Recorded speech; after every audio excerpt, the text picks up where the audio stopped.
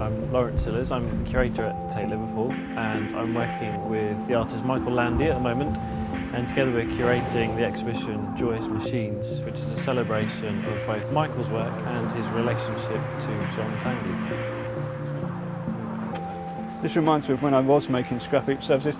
I used to collect all this junk from McDonald's. I used to go and raid McDonald's late at night and get all the wrappers, and of course I'd leave it in my Golf CL overnight, and the whole ecosystem would have fermented overnight, and it really did stink. Michael Landy's perhaps best known for his work Breakdown, made in 2001, which was the end of a 3-year process where he catalogued each and every one of his worldly possessions and then destroyed them all, reduced everything he owned to dust in full view of the public.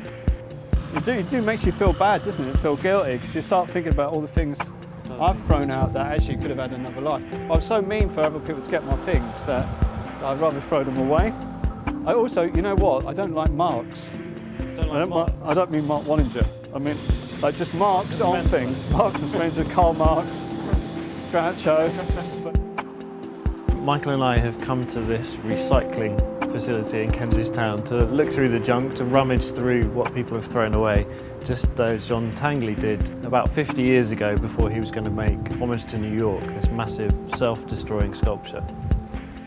It really is like big boys, big toys, isn't it? Jean Tinguely was a Swiss sculptor and was one of the most radical and subversive sculptors of the mid-20th century. He made an incredible array of machines that did weird and wonderful things, from smashing full beer bottles in a gallery to creating an endless series of abstract drawings. And he's an artist that really was a great influence on Michael Landy. And Michael went to see an exhibition of his at the Tate Gallery, now Tate Britain, in 1982, and was blown away by what he saw. I mean, when I first entered the Tate Gallery in '82, and and his sculptures just kind of, they were kind of dancing, they were pogoing, they were jumping up and down, they weren't working, it was just so full of life, really. And that's what I mean. And a student at that point, I guess, the kind of concerns were about kind of broaching the gap between art and the public. And and everybody was smiling in there and really, using the machines and making drawings and making paintings and throwing balls in machines. And people were just really enjoying it, like in a fairground in a way. And I don't see that anything wrong with that. But it was at the Tate Gallery, and I thought that was really incredible. So I think that had a massive kind of impression on me as a student. But I started destroying things at an early. I destroyed my mum's Beatles collection when I was a child. I think it all started from there. But there is a great pleasure in taking things apart and seeing how things are made, because obviously you become more aware of how things, the shiny surfaces and way things look. But once you start to literally take things apart, you can see how well it's been made or how badly it's been made, and suddenly you understand things a lot more in a way. And and obviously being an artist, I just fetishize things as well. I was going to ask you about Homage to New York and your recreation of it. And Tinguely obviously worked with Billy Kluver, who was an electrical engineer. Yeah. He was incredibly methodical and scientific about everything.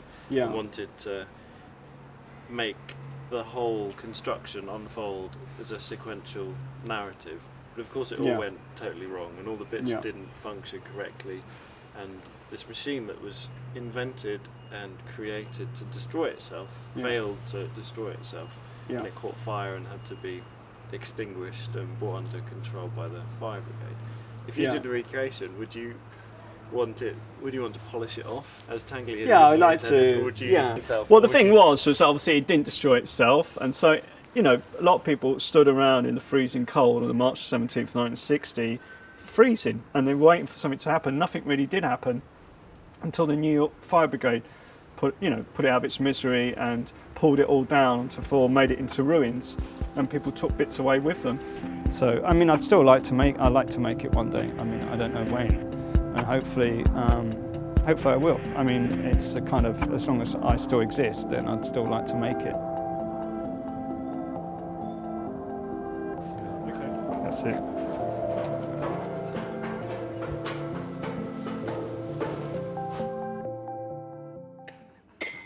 I was going to go first. Sorry.